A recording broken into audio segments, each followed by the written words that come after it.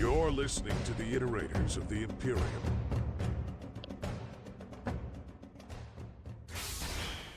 Hi, I'm Miss, and I'm here with my lovely co-host, Ryan, and you're listening to Season Quinqui of the Iterators of the Imperium podcast.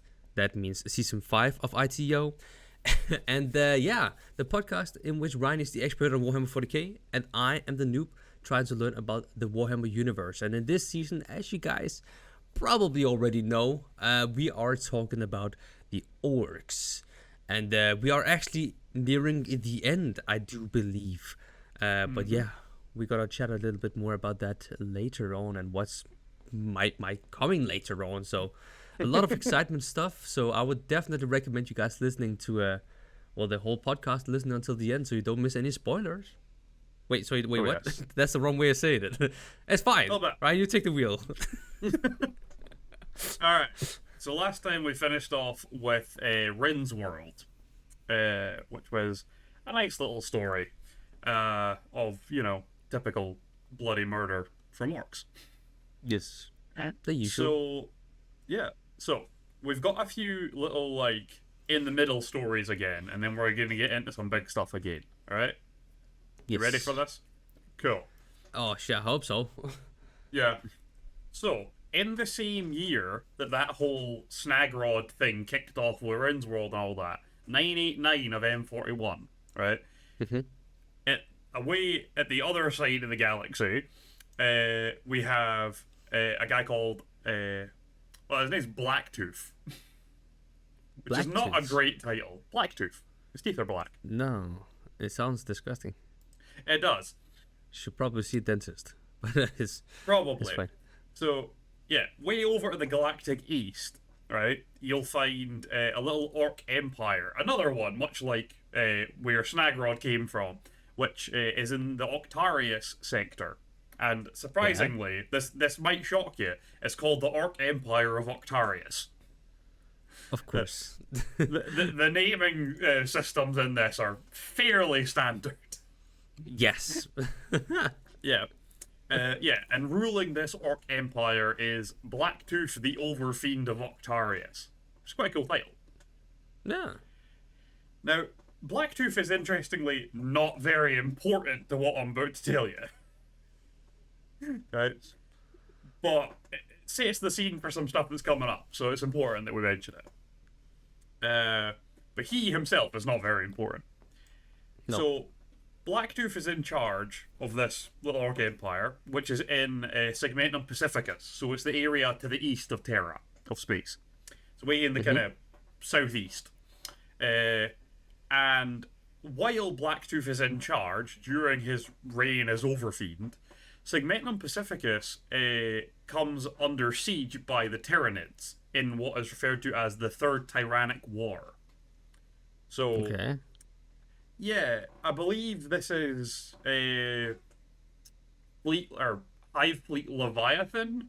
This is when they turn up out of nowhere. So, we've probably never really got into it much. We don't talk about Tyranids much, but the Tyranids are separated into hive fleets, right? And they come from different areas. They just turn up out of nowhere and ravage a part of Imperial space, right? Yep. And the first time they turned up, caused all kinds of havoc, had to blow up a shitload of planets to distract them, all this stuff. And every time they turn up is referred to as a tyrannic war. So the Third Tyrannic War is when the Third Fleet turns up, which is, I believe, Leviathan. And at this point, they turn up in Segmentum Pacificus, right near Octarius. So the main fleet is not coming for this Ork Empire, though. The main fleet actually ends up going more towards the Blood Angels' homeworld, and it leads to a whole thing called the Devastation in Baal, which is a really cool storyline, by the way. We've talked a little about that, haven't we? Yeah, this is when Dante almost dies and sees Sanguinius. And Sanguinius is like, no, back in your body, dickhead. We need you. Get the fuck back up. Yeah, that's Ain't when no that rest happens. for the wicked. Yeah, so we've mentioned it in passing, but that's the Third Tyrannic War, right? And Octarius happens to be in vaguely the same area. So a little gene stealer insurrection turns up within the Orc Empire of Octarius. And Gene Stealers, as you might know, only exist to call the actual hive fleet of Tyranids.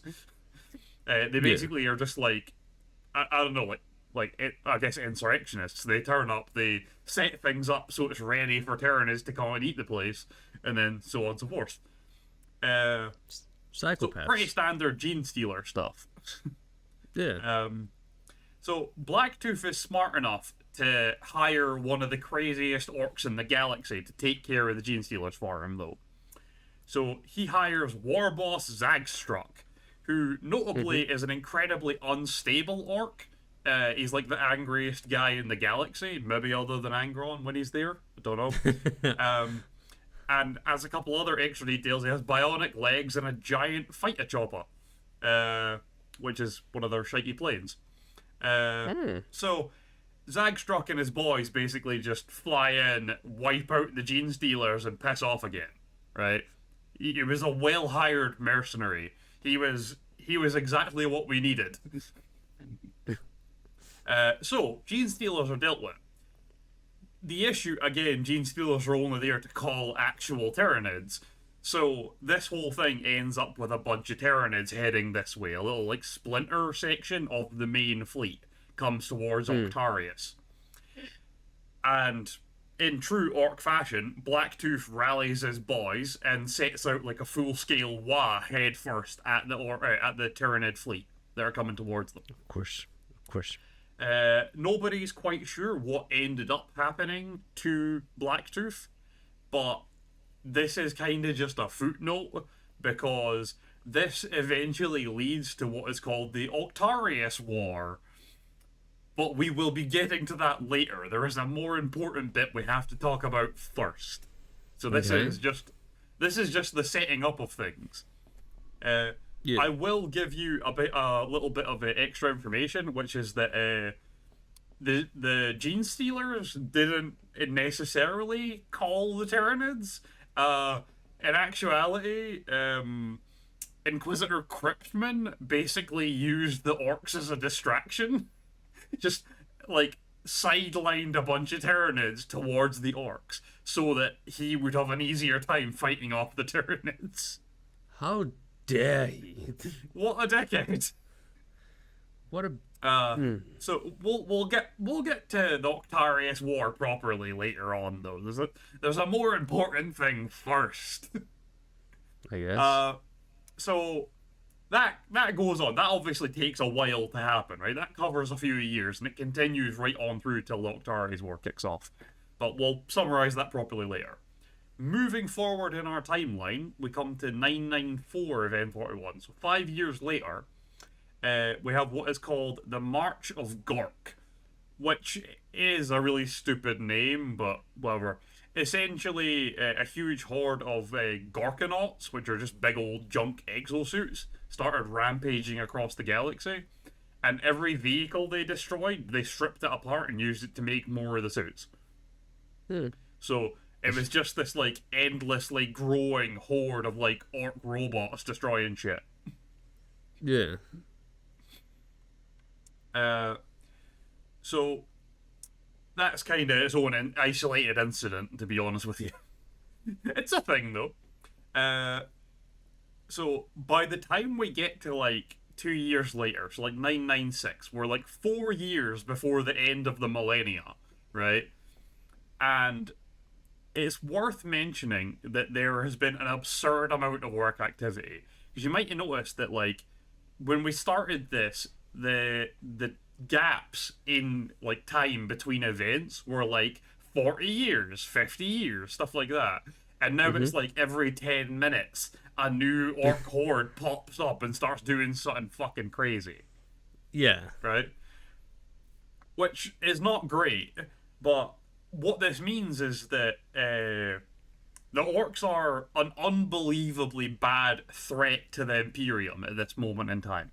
And it kind of comes to a head around the end of the millennia, right? Like, things are kicking off more than ever before.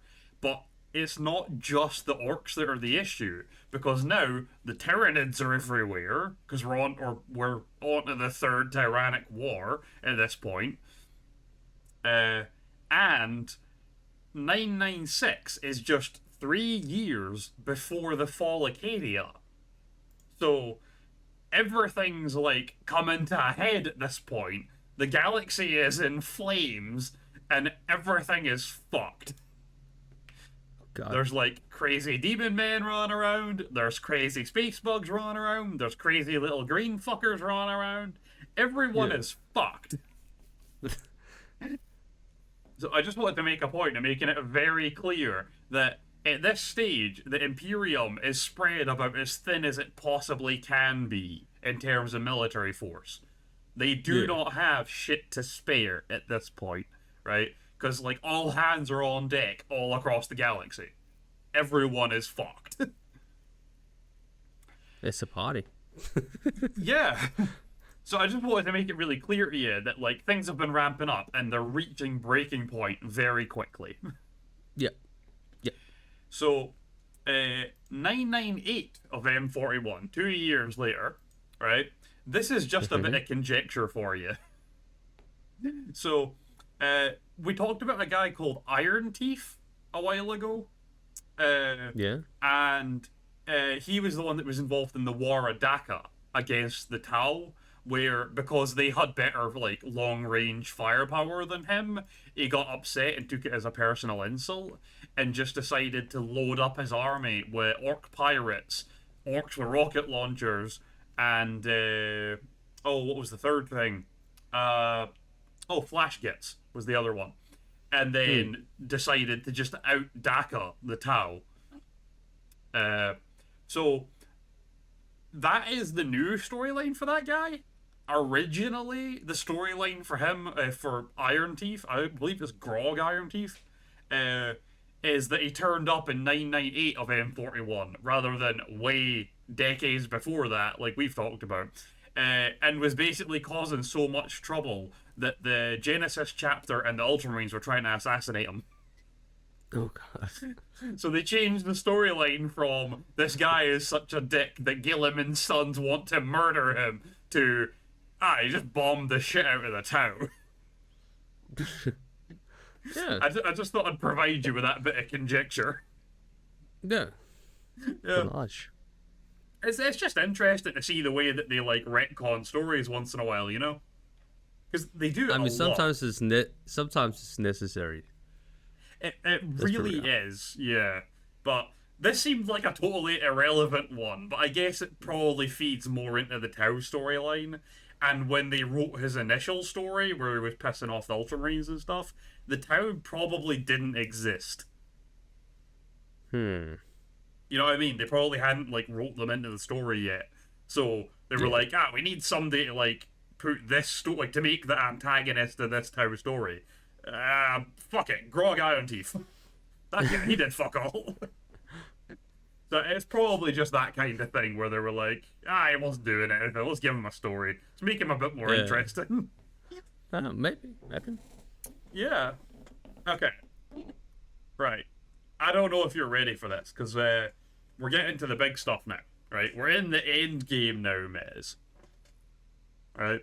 We've basically just got 2 big storylines left, and we're going to be doing them back to back. Okay.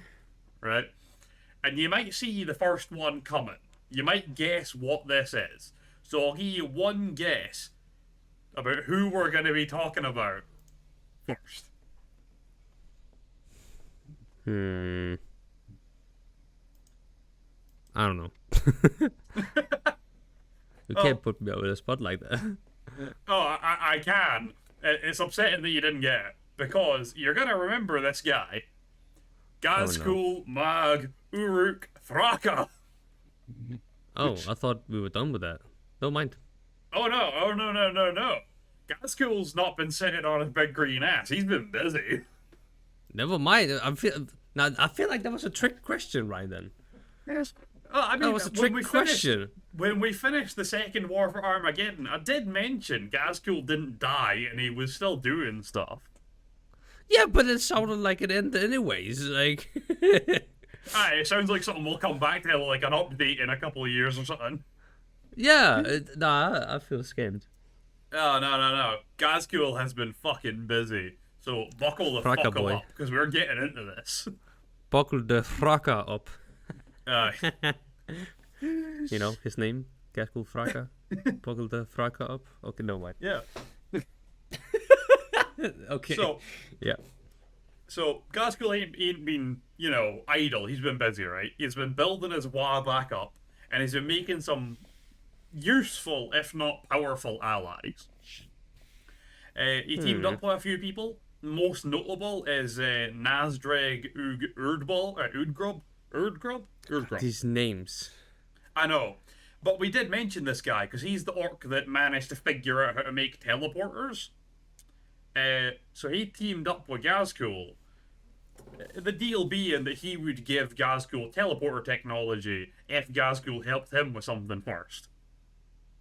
So, that is obviously it. So Ghazghkull now has access to teleporters, which is incredibly useful for strategic reasons. Oh. It is good, yeah. Yeah. So, continuing on from the second war for Armageddon, right? Ghazghkull was entirely done with Armageddon, right? It was just testing the waters to see how an Imperial defense would handle a big orc war.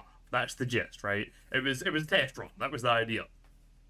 Because the gods wanted him out there in the galaxy taking over shit, right? Like, the gods were like, no, you're our guy. You're taking over the entire galaxy. You're gonna turn the stars green. That's the gist here, right? So he wants to be out there. And obviously, he had kind of made a friend out of Commisar Yarrick as well, because of their kind of rivalry back then. The two of them fucking hated each other. But they saw each other as rivals. Yarrick felt it was his responsibility to take down Ghazghkull permanently one day. Ghazghkull thought it was cool that there was a human who could kill a person by looking at them. Which was not actually the case at the time, but a lot of rumors started flying around about Commisar Yarrick after he allegedly beat Ghazghkull. For the record, it is now the case. And moving forward, Yarrick can kill a man by looking at them. Oh. He Nice. was missing an eye, and he had it after the rumor started flying, and he heard it. It was like, it's a good idea. I'm gonna do that. So he had his eye replaced with his missing eye replaced with a bionic that had a laser gun built into it. It's called the Bale Eye, so now he can just shoot you by looking at you. That's kind of nice. It's kind of cool, right? He heard a rumor about it himself and was like, I'm making that true. Fuck this. This is quality. That's like some enemies where, the writers are taking inspiration from the fandom. Yeah. I like that. You're not wrong. Just Warhammer editions. Yeah. So, there is this whole thing where, Ghazghkull's out there, wants to take over the entire galaxy, still has this rival within Yarrick, because obviously Yarrick survived as well. But since the whole Armageddon round 1 thing kicked off, or ended, I suppose, Ghazghkull's headaches have been getting worse, right? Like, the gods are screaming in his skull to go, take over some shit. But remember he had the doctor that put him back together the first time as, an advisor, Doc Grotznick. Yeah? Yeah. Well, he manages to convince Ghazghkull that he needs to go take over Armageddon. He needs to win that fight once and for all. That's what the gods are screaming at him about. It's not take over the galaxy, it's that they're angry with you because you failed to take over. You need to do it to prove the point that, you cannot actually be defeated, right? Yeah. Which is total horseshit. Grotznick's just being a manipulative cunt. But, nonetheless, he convinces Ghazghkull it's time for War for Armageddon 2, Electric Boogaloo, right? He has to kind of, prove the point, that kind of thing. Yeah. So, Ghazghkull goes, right, some prep work today before we go for Armageddon again. And he heads to this planet called Golgotha. And the whole point of this, to summarize quite quickly, is that Golgotha has great mineral resources. So the idea is if he takes over the planet, he can use it as a manufactory to provide his whole WoW weapons and ammunition. Stuff like that. Mm-hmm. Right? So, Ghazghkull and his boys rock up to Golgotha, and assault the planet. Pretty standard stuff. And it's essentially just Ghazghkull and his massive army of green bastards pummeling the planet into submission, right?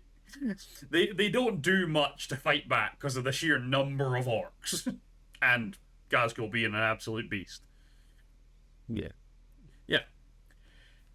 Now, it kind of goes as you'd expect, which is just Ghazghkull, again, beating the planet into submission, until there is a surprise counterattack led by Commisar Yarrick. Yarrick has been stalking this fucker across the galaxy for years now. And he's finally caught up to him on Golgotha. The whole thing kind of ends when Yarrick tries to make like a power move and leads a bunch of he leads like a tank assault on Ghazghkull to try and take him out. And oh god, I can't remember the name of his command tank. It's a Baneblade super heavy tank. But I can't remember the name of it right now. But I'll remember it later. Either way, Yarrick leads this tank assault. And unfortunately, Ghazghkull was prepared for that. Oh. He was prepared for giant tanks, apparently. The tanks did some pretty serious damage, right? They fucked up a lot of orcs, right? But the whole thing ended with most of the tanks being destroyed and Yarrick being captured and brought alive to Ghazghkull. Mm-hmm. Ghazghkull obviously still viewed this man as his rival, so he didn't want to just kill him, so he just tortured him for a few weeks. And then eventually was just fuck off, and just threw him out, just sent him away again. Basically just because Ghazghkull wanted to know that this guy was out there in the galaxy. I think primarily he wanted him on Armageddon for the next fight, because he wanted it to be a real challenge. He wanted it to mean something if he won, right? So, without Yarrick, Ghazghkull will just stomp all over whoever's running the defenses, right? Yeah. But if Yarrick's leading the fucking defenses, it's gonna be a challenge, right? That's what Ghazghkull wants. He wants it to be tough. So he just lets Yarrick go after, torturing him for a couple of weeks. And sends him away. As you do. Yeah, he wants a good fight, you know? Yeah, I kind of get it, you know? It's like the Messi versus Ronaldo thing. You know? Yeah. Just football-wise. Football-wise. Yeah, you're exactly right. That's exactly what it is, yeah. It's, the rivalry makes it better. Yes. Yes. They make each other better, right? It means something. Yeah, they drag each other to a higher standard through the rivalry. Yes. So, with Golgotha in hand, because after Yarrick was gone, there was no one stopping Ghazghkull from just taking the planet. Yeah. So, with Golgotha in hand, it's kind of time for the real show pretty soon, right? So, Ghazghkull, with his army now fully outfitted with weapons and ammunition and everything, heads for Armageddon again. And I'll preface this with a little Imperial side info. So 2 weeks before Ghazghkull turns up at Armageddon, Yarrick arrived. So he only had 2 weeks to get everyone on board. By overwhelming popular vote, Commisar Yarrick was put in charge as commander of all, or supreme commander of all Imperial defenses for Armageddon. And he immediately began war preparations, which included, but was not limiting to, having his command tank brought over from Golgotha, which, by the way, I just remembered the name. It is the Fortress of Arrogance. I knew it was a funny name. So he has the Fortress of Arrogance brought over. He also gave the Imperial Guard a kick up the arse to get their shit together, and he organised a navy blockade over the planet to stop the Orc fleet and buy them more time. So when Ghazghkull's his fleet arrives in orbit, or no, in sector, I guess, because it wasn't in orbit. It wasn't that close to the planet. He meets this Imperial blockade, but his fleet massively outnumbers the Imperial fleet, right? I think it's like 3-1 at this point, right? The Ghazghkull ships outnumber theirs. So, naval warfare kicks off, and Orc ships are making suicidal runs and just crashing into Imperial ones. Imperial ones are blowing up Orc ships. Pretty standard, space battle stuff, right? Nothing crazy goes on. Until the Imperials' long-range recon picks up that there's 3 more Orc fleets coming. And when they arrive, they now outnumber the Imperials by 6-1. Oh. So the Imperials are fucked. Pretty much. So you can imagine that the tide rapidly turns even more in favor of the Orcs, and the Imperial blockade is essentially disintegrated overnight. Yeah. Yeah. It's midnight. Now, this takes time, obviously, this whole space battle thing, right? So it gives the Imperials more time to organize their, ground defenses. So, I want to give you a run-through of who is on the side of the Imperial defenders, to give you an idea what Ghazghkull and his Wa are up against. Because it's quite an army, right? So, I'm going to give you a list. I just want you to know that this is not specifically on the planet of Armageddon. It's the subsector. So their solar system and a little bit outside that. These forces are distributed across all of it. Right? Yeah. So all in all, they had about 1.5 million guardsmen of various regiments. And it's everything from the Armageddon Steel Legion, which were there the first time, the Armageddon Orc Hunters, which popped up since the first time, Death Corps Krieg, Krork Ogren Militia. There are Parian Dragoons, there are Stormtroopers, not the Star Wars kind, there are Arcadian Shock Troopers, there are Asgardian Rangers, and a shitload more. There are around 50,000 Space Marines from various chapters, including Salamanders, White Scars, Space Wolves, Blood Angels, Black Templars, Exorcists, Mortifactors, Marines Malevolent. There's tons of these fuckers, right? Yeah. There's 10 companies of Sisters of Battle, split between the Order of Our Martyred Lady and Order of the Argent Shroud. There are 14 regiments of Skitarii from the Mechanicus and 7 Titan legions there. The Ordo Xenos sent 2 Death Watch kill teams. The Assassinorum sent a classified number of agents, so we don't know how many assassins were there. Probably a fair number. And there were also various engineer corps and police corps from the Arbites and Munitorum. So there are an assload of Imperial defenders for this fucking planet. So Ghazghkull's got a serious fight against him. It really does. It really does. He'll make it through. I'll believe. Yeah, we believe in our prophet, Ghazghkull. I think that is a good place to leave off for today. And next time we'll get into the ground war. What do you think? Sounds good. Sounds good. Sounds good. You'd like to round off for today? I sure can do. I've been missing them up the outros recently, but it's funny though. I need to practice more. Now, because the thing is, I hear you giggle in the background, and then I just mess up even more. I know. But thank you guys for listening to this episode of Iterators of the Imperium podcast, season Quinqui or 5. It's been me, Mess, and Ryan, and we will see you next time. Take care and peace. Bye.